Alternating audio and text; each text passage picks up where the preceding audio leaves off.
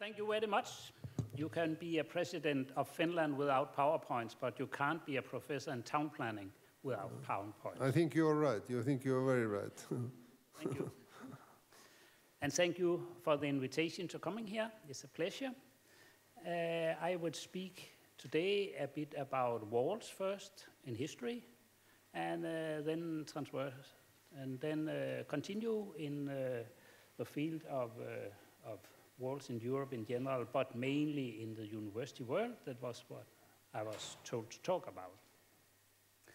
If we start with walls, we can go 4,150 years back, and here at Louvre we have sitting Gudea, a Mesopotamian prince, with his new upper town.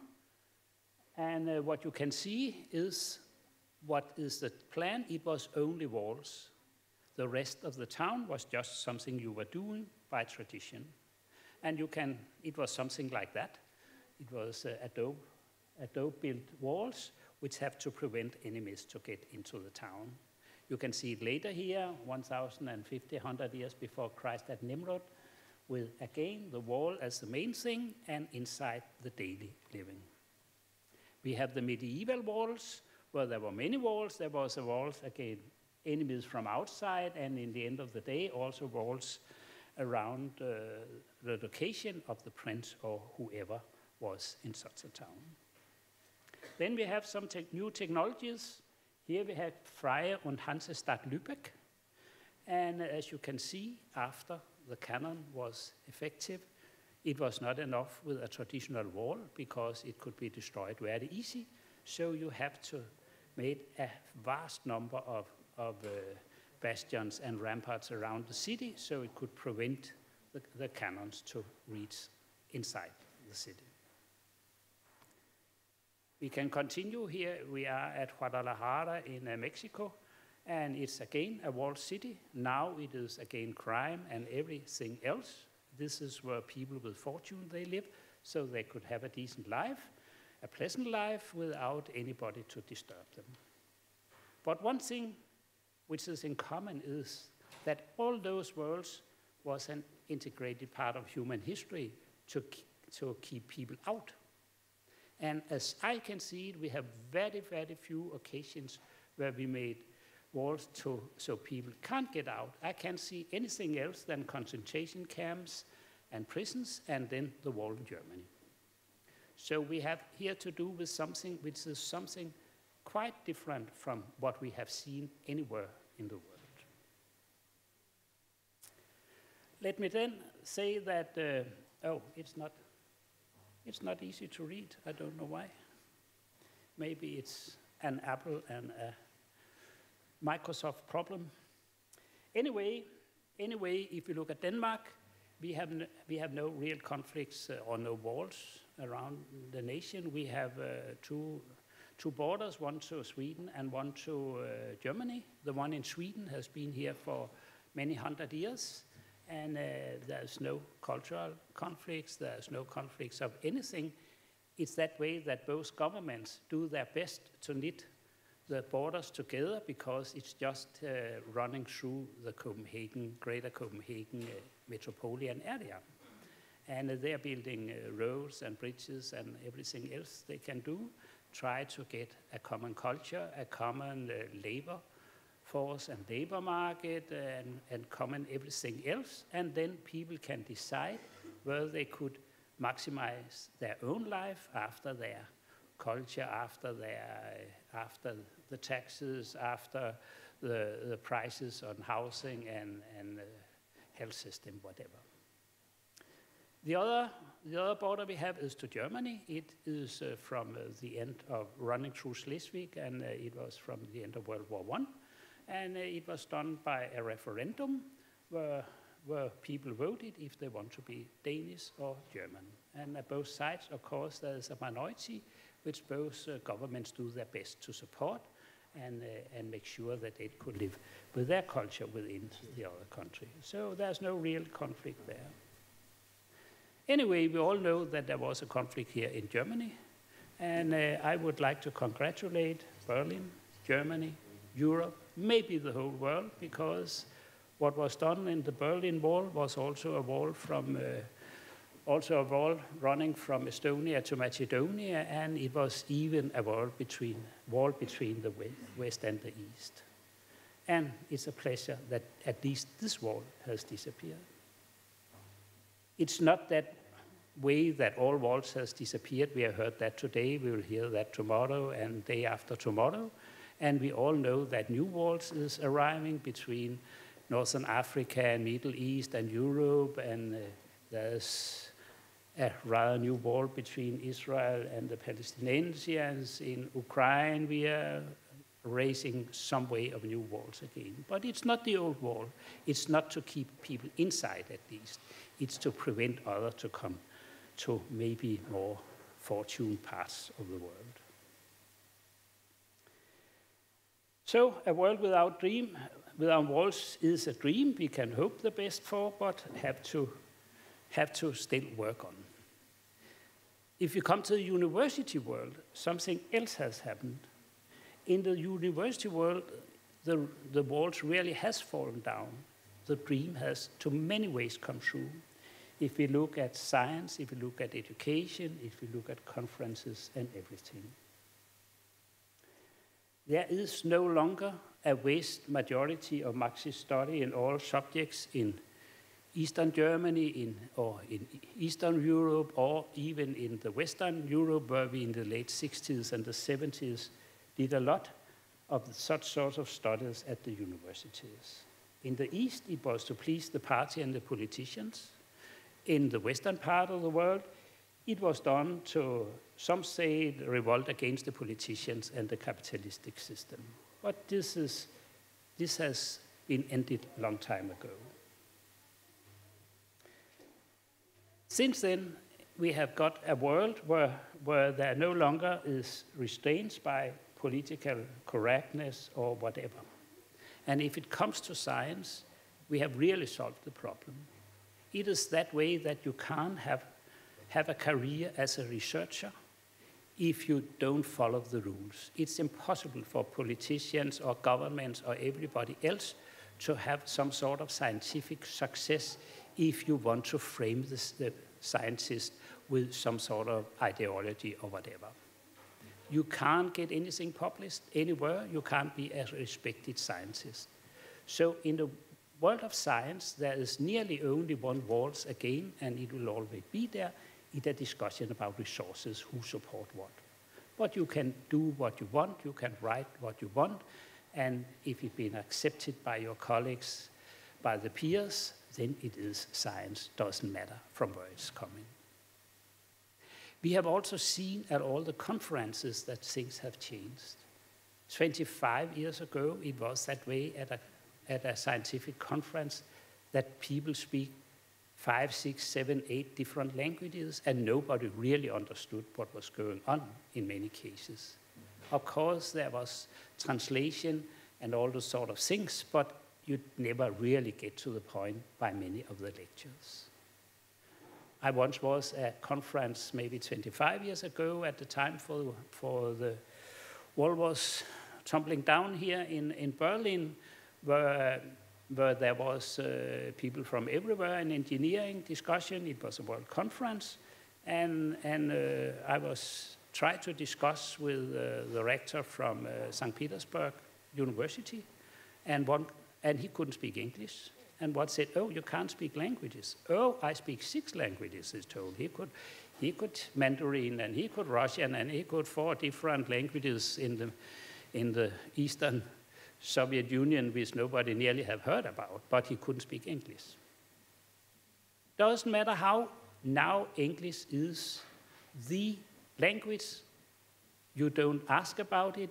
Somebody wanted, somebody didn't, but anyway, it is that way. It's not a decision like Esperanto or everything else. It just is that way. I guess it has to do with World War II and something else, but anyway, now we have a common language. We don't ask which language we shall speak, we just start in English. And all young people do the same.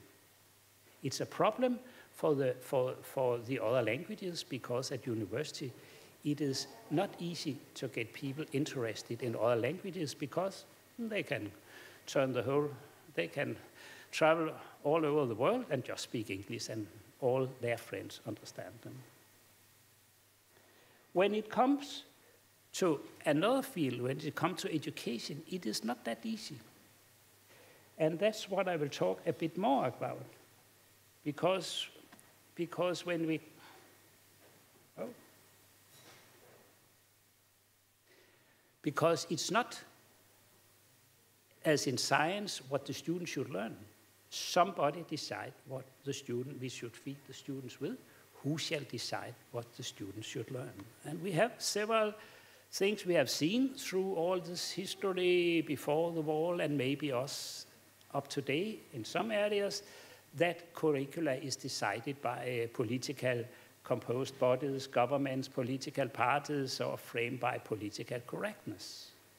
It's my hope that it's not that way we should have it in the future, that this mode of decisions about education shouldn't be that way.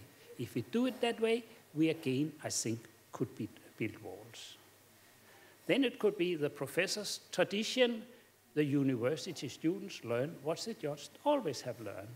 It's actually true, you can get a degree by repeating everything the teacher says, the traditional education. This is also born by the past and by, in many ways, inflicted by the culture of the area the students live in. Then we have researchers. The researchers come up with new research results in a vast amount of knowledge and information that is impossible to learn the student. So how do we, in any way, act within a world where we have too much information and maybe have difficulties to learn the students which knowledge they should use? And here my answer will be today's unsolved problems. We can't work on tomorrow's unsolved problems, because then again it will be policy or anything else, but today's problems we have. And that is a way we do it, my university at least, and some others too, that the students work on unsolved problems where they don't know the solution. They are selected by the students. It's not what the professors or anybody else thinks is urgent, relevant to the profession, the education, and the subject they are dealing with. They use the world around them as some sort of a lab to work in. They have no restrictions on theories and methodology. They just should solve relevant problems. And the professors, they work as supervisors or tutors or something in between. It is the students who ask the questions and the professor who answer, and not the other way around as in the traditional education, where the professor asks the student questions, and of course he knows the answer. If not, he haven't asked the question. Now something else happened. The students ask the professor questions as things they're seeing on the internet or whatever, and then the professor has to get home and learn about new theories which he maybe even haven't thought about earlier. This is what we call problem-based learning, prepared for the future, no framing, learning how to learn, critical reflection of knowledge, transfer knowledge from one context to another, lifelong self-directed learning, and then again the professor as supervisor. Problems, what can you work on? It could be unsatisfactory situations. It could be unutilized potential, energy efficiency, buildings, sustainable things, or whatever. It could be important values, health, a healthier nation, freedom of speech, or it could be that we don't want political lies. Or it could be unknown impacts of political promises, of extreme weather, of new or old procedures, legislations, or technologies, whatever. But in the end of the day, it's urgent that the students is among those which decide what problem is relevant. Then they work in groups with try to solve such a problem analysis. They work on solving the problem with all sorts of things where they can get knowledge. It is the internet, the MOOCs, the lectures, the literature, tutorials, and so on, and end up with a report or documentation. So we have a selected unsolved problem. within the subject. We have a problem-solving process in group work, and then the students have lectures and supervision to support them. They have other teachers, experts, other groups to support them. They have the internet. I think that's the main thing for students today. They don't ask anything before they have been at the internet. Then we have the massive offered online courses and literature which could help them. They have companies they could work together with, they could make experiments, and they have other resources, their family, whatever. That is the environment which the students work in and which make them strong to live when they leave the university. So the students ask the questions, and the known traditional way, work with curricular-based education, libraries, building blocks, projecting, where they work on known problems with known solutions, and a given methodology which they learn, and a checklist in the end of the day. While what they're doing now is problem-based, translating, contextualization, projecting, divergent, research, wayfinding. They work with problem posing, no given or obvious methodology, and making meaning, contingency, and liminality of the way they work. That is when they work with unknown problems, unknown methodology, so you couldn't frame them again, as we did maybe 25 years ago. So it is a way to integrate theory, research, and practice. So practice and research work together by research-based innovation, research education, what we would call research-based education, and then the problem-based learning, where the students work with problems from practice and use the research as a base of knowledge. So we have some practical problems and theoretical answers which fits in this cooperation. So we have a key philosophy: tell me and I will forget, show me and I will remember, involve me, I will understand, step back and I will act. This is a very old Confucian proverb from China, but can still be used nowadays. So never give up, even if there's walls out there. Thank you.